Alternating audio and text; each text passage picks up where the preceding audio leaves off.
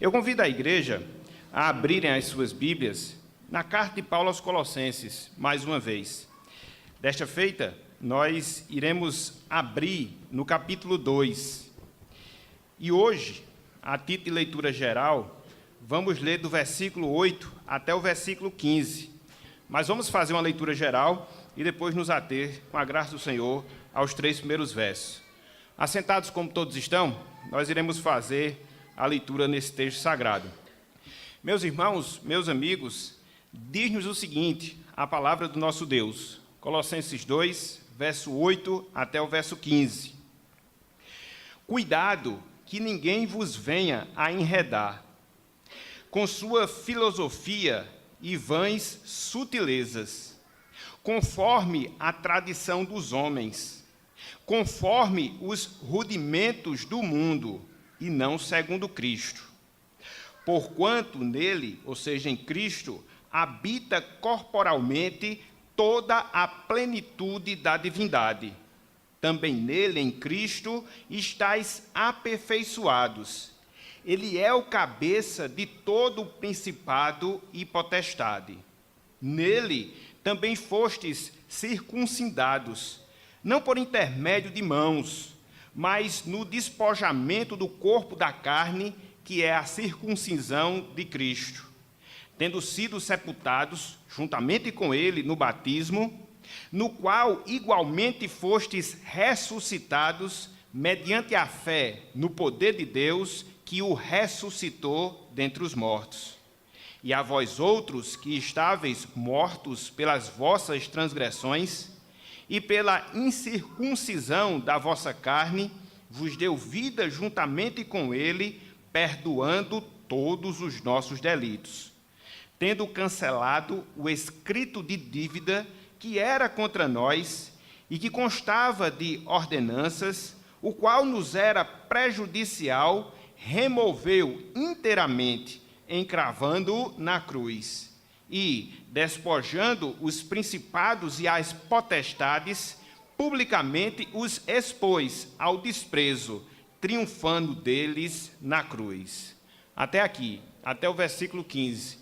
Que o Senhor nos abençoe e que Ele aplique a sua santa palavra em nossos corações. Amém. Meus irmãos, meus amigos, se nos fosse perguntado, se nos fosse indagado quem é Jesus, qual era a resposta que nós daríamos a tal pessoa que fez essa pergunta ou que fez essa indagação? Pare um pouco, reflita, pense, qual seria a resposta que você daria se alguém lhe perguntasse, se alguém lhe indagasse quem é Jesus? Talvez, meus irmãos, talvez, meus amigos, alguns de nós temos certa dificuldade em pensar em qual seria essa resposta, em qual seria a resposta a essa indagação que, porventura, nos fosse feita. Nesse sentido, nós podemos recorrer ao auxílio do apóstolo Pedro, que, iluminado por Deus, disse sobre Jesus que ele, Jesus, era o Cristo, o Filho do Deus vivo, conforme nós temos lá em Mateus, capítulo 16, versículo 16. Contudo, a gente não pode negar que essa dificuldade, que muitas vezes nós apresentamos, de compreendermos, de entendermos quem é Jesus, ela não é nova. Com certeza, ela não é nova.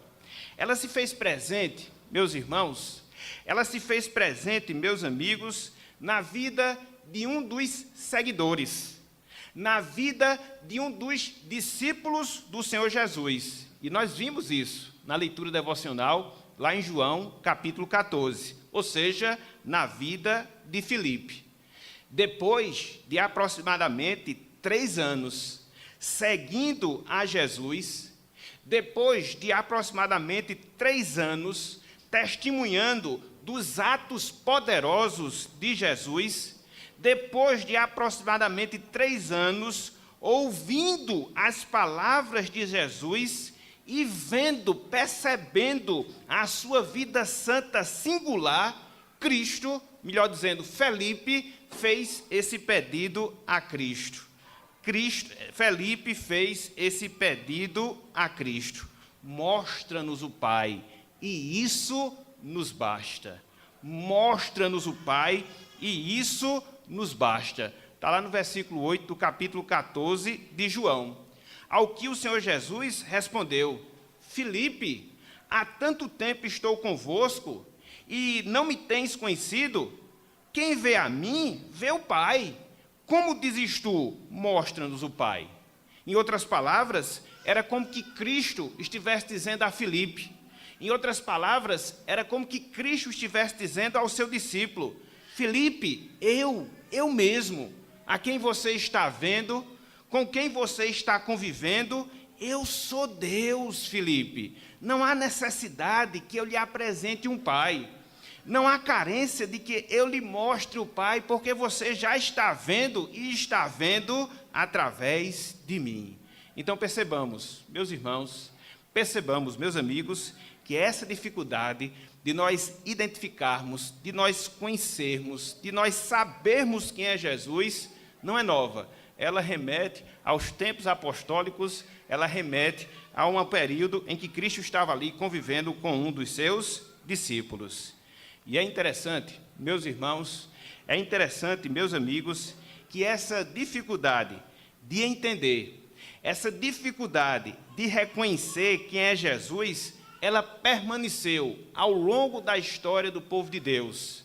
Essa dificuldade de entender e reconhecer quem é Jesus, ela permaneceu ao longo da história da Igreja de Deus aqui na Terra.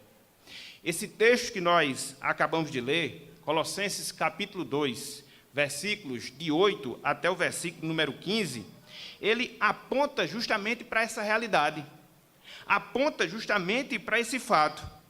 Havia, meus irmãos, meus amigos, na igreja de Colossos, visões distorcidas sobre quem era Jesus. Haviam visões distorcidas sobre quem era Jesus. Alguns, naquela igreja, desconsideravam Jesus por completo, desconsiderava o fato de Jesus ser Deus. Outros, por sua vez, não enxergavam a divindade de Jesus corretamente, não tinham uma visão clara, definida de que Jesus Cristo era Deus e tentava, por causa disso, completar algo, não só a sua pessoa.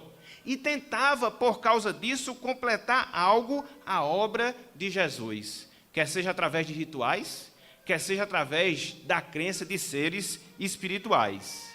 Nós iremos, pela graça de Deus, observar como o apóstolo Paulo, inspirado por Deus, corrigiu esses problemas, essas distorções, essas incompreensões que haviam sim na igreja de Colossos, no que tange, no que diz respeito à pessoa de Cristo. E Paulo, ele faz isso tratando da supremacia, tratando da suficiência, tratando em especial da divindade de Cristo. Ele mostra, ele comprova, ele esclarece que Cristo é Deus. Por quê? Não só por causa do seu ser em si, por aquilo que ele é em sua pessoa, mas também Cristo é Deus através das suas obras, através das suas realizações. Primeiramente, meus irmãos, meus amigos, eu queria que nós atentássemos, em especial, ou primeiramente, para a advertência que o apóstolo Paulo faz, antes de entrar nessa sua comprovação da divindade de Cristo, através do seu ser, através das suas obras. Eu queria que nós considerássemos a advertência que Paulo faz contra o engano em relação a Cristo. A advertência feita por Paulo contra o engano em relação a Cristo. Vejam aí, versículo de número 8. Colossenses, capítulo 2, versículo de número 8. Diz-nos o seguinte, a palavra de Deus: cuidado, que ninguém vos venha a enredar com sua filosofia e vãs sutilezas, conforme a tradição dos homens, conforme os rudimentos do mundo, e não segundo Cristo. Aqui, meus irmãos e amigos, de maneira geral, nós vemos o apóstolo Paulo, inspirado por Deus, chamando a atenção dos irmãos em Colossos e também chamando a nossa atenção hoje para que eles, à semelhança do que deve acontecer conosco, estivessem atentos, estivessem apercebidos e não dessem ouvidos, atenção a ensinamentos, a doutrinas contrárias sobre a pessoa, sobre a obra de Jesus. Então, se nós pudéssemos, vamos assim dizer, resumir, se nós pudéssemos sintetizar esse versículo 8, nós poderíamos interpretá-lo justamente dessa maneira. Paulo aqui, ele chama a atenção dos irmãos para que eles estivessem atentos, para que eles não dessem ouvidos aos ensinamentos contrários sobre a pessoa de Cristo, sobre a obra de Cristo. E é interessante, esmiuçando agora o texto, que o apóstolo Paulo, meus irmãos e amigos, ele usa palavras bem precisas. O apóstolo Paulo, ele usa palavras bem exatas, justamente para mostrar, justamente para apontar o seu cuidado quanto àquela situação que envolvia justamente a igreja de Colossos no que diz respeito aos pensamentos contrários que ali estava tentando se disseminar em relação à pessoa de Cristo. Por exemplo, quando o apóstolo aqui no versículo 8 ele diz: cuidado que ninguém vos venha a enredar. Ele está mostrando, ou em outras palavras, era como que ele estivesse advertindo aqueles irmãos, era como que ele estivesse advertindo a cada um de nós hoje: cuidado, que ninguém vos venha capturar, que ninguém vos venha sequestrar, que ninguém vos venha pôr ciladas. A palavra enredar, que o apóstolo Paulo usa aqui no versículo 8, literalmente significa isso. Significa capturar, significa sequestrar, significa pôr em ciladas. Muito provavelmente, meus irmãos, muito provavelmente, meus amigos, o apóstolo Paulo, ao escrever estas palavras, ele tem em mente os mercadores de escravos, no seu tempo, que saíam mundo afora, capturando escravos em diversos países para poder comercializá-los em outros lugares. Ou seja, os irmãos de Colossos, e nós hoje, deveriam estar atentos, deveriam estar apercebidos, pois, uma vez que eles tinham sido transportados do reino das trevas para o reino de Cristo, eles não deveriam mais se deixar ser capturados. Eles não deveriam mais se deixar ser tornados cativos do reino das trevas no que diz respeito aos seus erros, no que diz respeito aos seus enganos.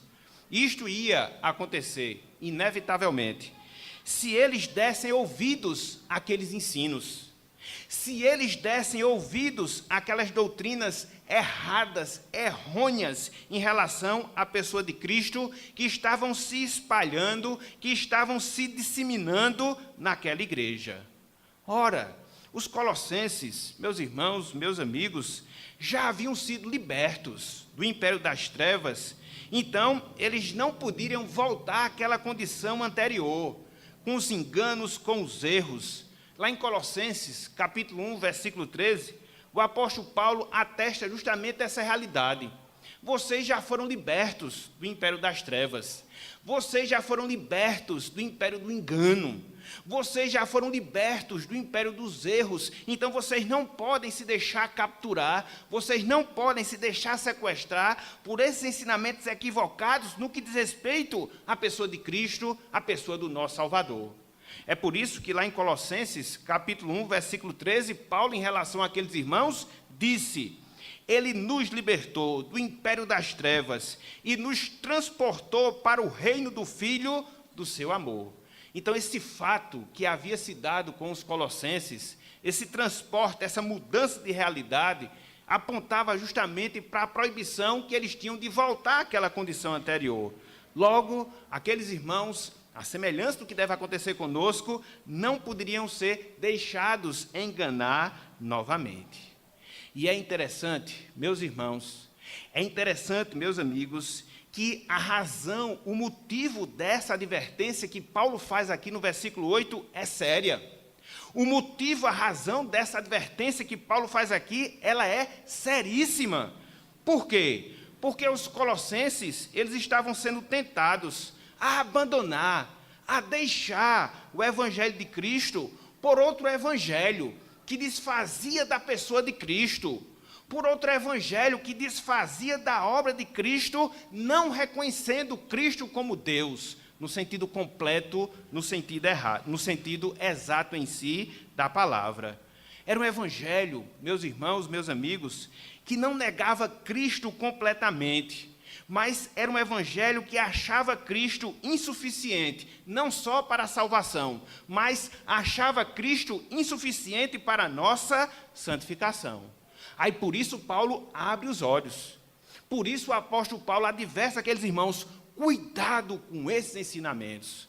Cuidado com esse evangelho. Apesar dele não desfazer completamente da pessoa de Cristo, mas põe dúvida na sua eficácia. Não só em relação à salvação, mas também em relação à santificação. Ou seja, em outras palavras, era um evangelho que não via Cristo na sua divindade exata, completa, como nos é revelado nas Escrituras Sagradas. É por isso, meus irmãos, é por isso, meus amigos, que o apóstolo Paulo, ele segue. Olhem aí, versículo 8. Com sua filosofia e vãs sutilezas. Cuidado que ninguém venha lhe enganar, lhe capturar, lhe sequestrar, com sua filosofia e vãs sutilezas.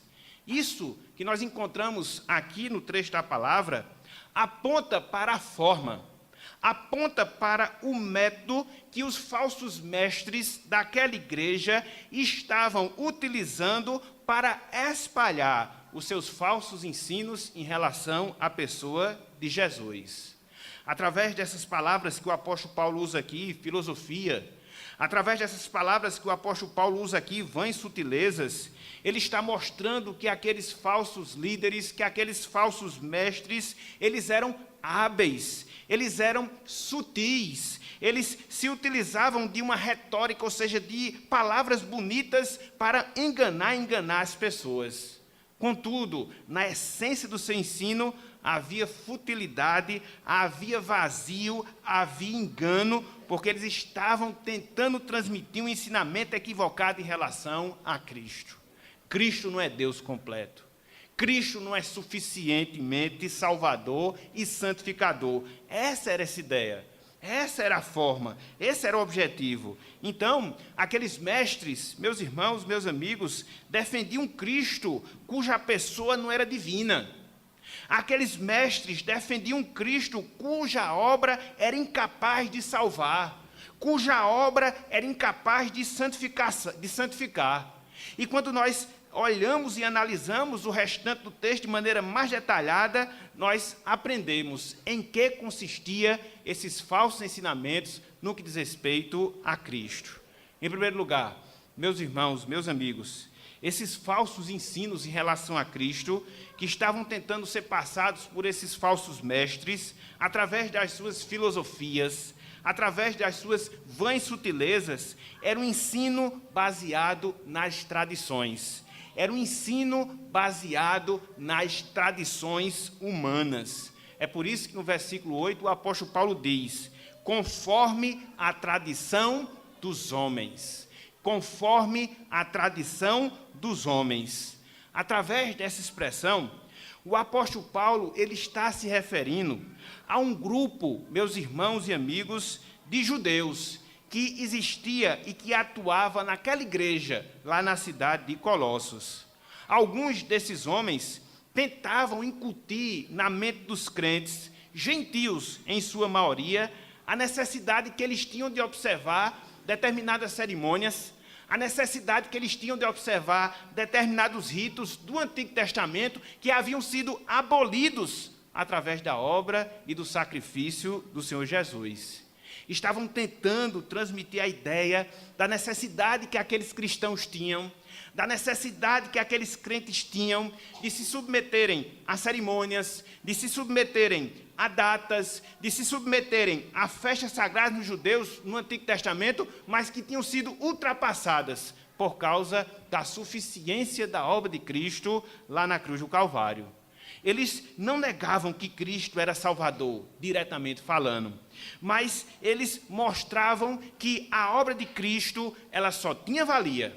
A obra de Cristo ela só tinha valor se ela fosse somada, se ela fosse adicionada a essas prescrições, cerimônias, datas religiosas que haviam sido suplantadas pela obra de Cristo. Em outras palavras, queriam adicionar Cristo a todo o cerimonialismo do Antigo Testamento.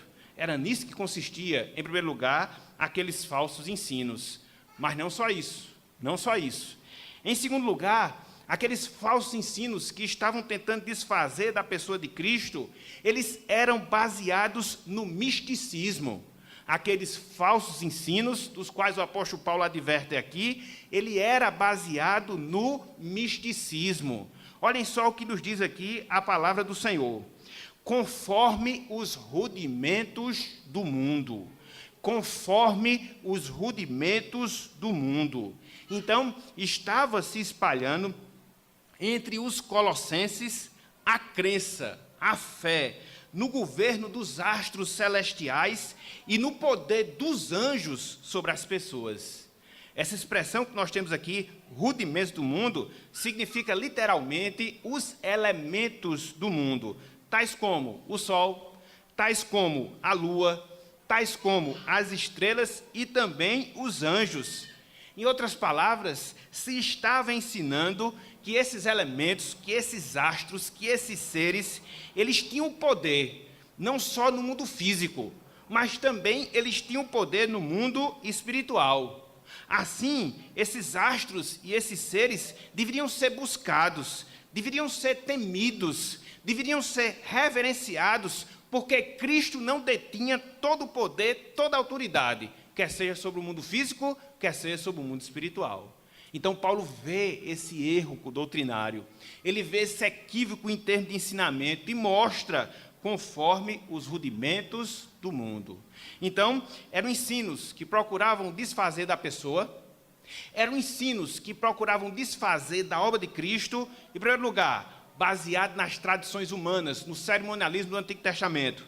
Em segundo lugar, baseado no misticismo, na crença da atuação dos astros ou seres angelicais. E, em terceiro lugar, aqueles ensinamentos falsos, eles não eram baseados em Cristo. Eles não eram baseados em Cristo. É por isso que Paulo fala no finalzinho do versículo 8, e não segundo Cristo.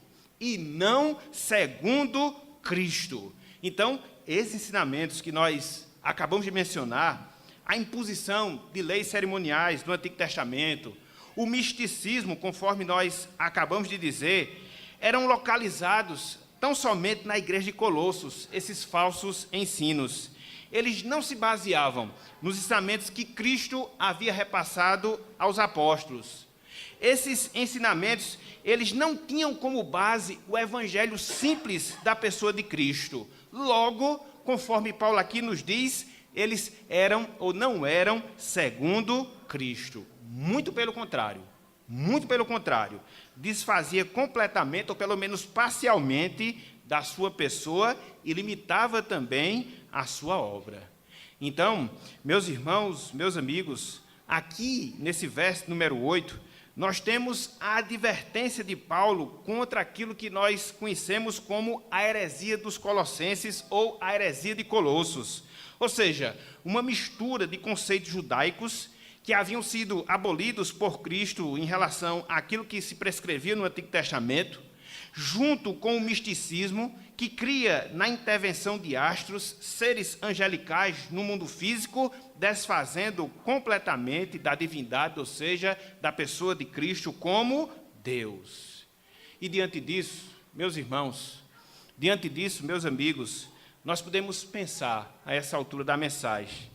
Muito bem, Paulo aqui adverte contra aquele falso ensino. Mas como é que ele vai desfazer esses erros? Como é que ele vai desfazer esses falsos ensinos? Como? Simples, meus irmãos. Simples, meus amigos. Paulo ele vai mostrar que Cristo é Deus por aquilo que ele é. Paulo vai mostrar que Cristo é Deus por aquilo que ele faz. Então, ele não vai se focar no erro, ele vai mostrar a verdade. Ele não vai se focar no equívoco, ele vai apontar a verdade. Quem é a verdade? É Cristo. Então, a partir daqui, ou seja, a partir do versículo 9, o apóstolo Paulo vai fundamentar agora toda a sua argumentação, para poder desfazer desses falsos ensinos, apontando para Cristo, a sua divindade. Cristo é Deus. Como? Por causa do seu ser.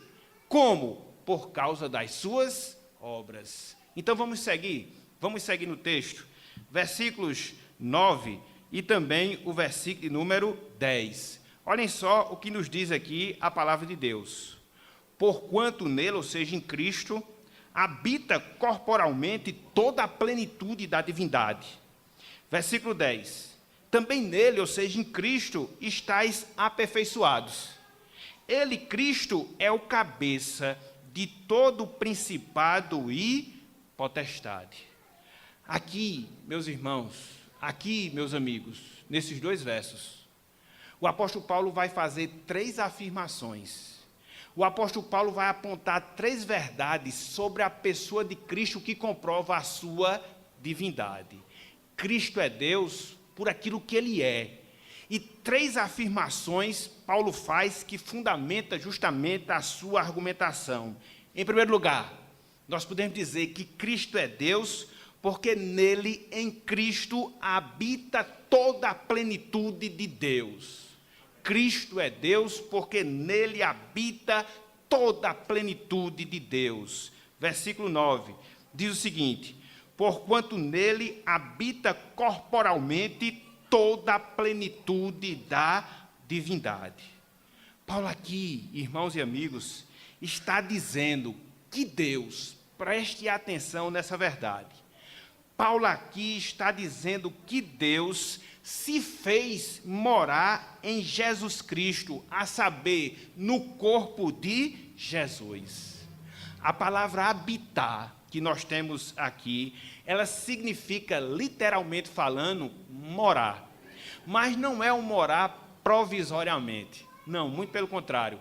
A palavra morar significa, literalmente, morar permanentemente. Então não é uma coisa parcial, não é uma coisa passageira, mas é uma coisa constante e também permanente.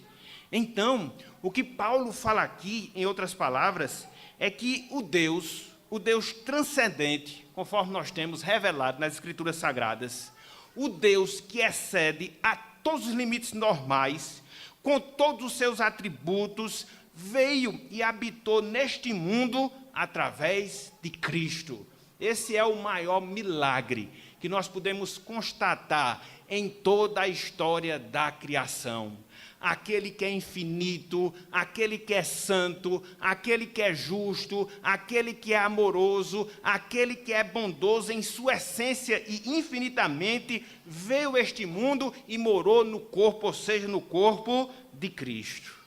Cristo, meus irmãos, meus amigos, não era e não é uma parte de Deus, mas é Deus em sua plenitude, é Deus em sua totalidade, porque o próprio texto assim declara, toda a plenitude da divindade. Cristo, meus irmãos, meus amigos, não era uma mera aparência de Deus, não, muito pelo contrário. Mas ele próprio, com todas as suas qualidades, com todo o seu poder. Foi por isso que Cristo disse a Filipe, Filipe, quem vê a mim, vê o Pai. Nós somos a mesma pessoa, em sua essência. Nós somos a mesma pessoa em sua plenitude. Foi também por causa disso que Cristo disse, eu sou o caminho e a verdade e a vida. Ninguém vem, não é vai. Ninguém vem ao Pai senão por mim, porque eu e Deus somos um. Dessa forma, meus irmãos, dessa forma, meus amigos, Os colossenses não precisavam buscar anjos, não, em hipótese alguma.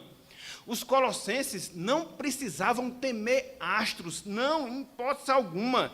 Eles precisavam apenas e tão somente de Cristo, que era o próprio Deus, comprovado pelo fato de que em Cristo, Deus, ele veio habitar, e veio habitar entre nós. Então, é essa a verdade primeira que o apóstolo Paulo faz em relação à pessoa de Cristo, que comprova a sua divindade. Cristo é Deus? Sim. E por que Cristo é Deus? Porque nele habita a plenitude de Deus. Mas não só isso, não só isso. O apóstolo Paulo faz uma segunda afirmação, que comprova. O apóstolo Paulo faz uma segunda afirmação, que nos faz entender que Cristo é Deus em virtude daquilo que ele é. Ou seja, em virtude daquilo que ele é em si, na sua pessoa. Ele diz que Cristo, meus irmãos, Cristo, meus amigos, ele é a fonte de toda a vida espiritual. Cristo é a fonte de toda a vida espiritual. Vejam aí, a primeira parte do versículo 10.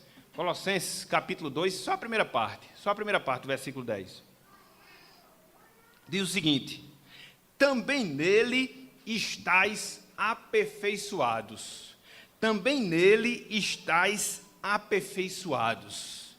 Através dessa expressão, meus irmãos, meus amigos, o apóstolo Paulo nos ensina que em Cristo, nós somos nutridos com toda a plenitude de Deus. Em Cristo, eu, você, cada um de nós que somos crentes, nós somos nutridos em toda a plenitude de Deus. A palavra aperfeiçoar, que o apóstolo Paulo usa aqui nesse verbo, nesse texto, literalmente significa nutrir. A palavra aperfeiçoar, literalmente, significa nutrir. Só Deus, meus irmãos, meus amigos, é capaz de criar. Só Deus é capaz de nutrir vida espiritual. E quando é que isso acontece? Simples. Quando Ele nos regenera, através do seu Espírito, e nos faz desenvolver, ou seja, crescer na graça. E de onde procede? De onde se origina? Qual é a fonte dessa nova vida, bem como do desenvolvimento dessa nova vida? Quem é? Cristo. Cristo e Cristo.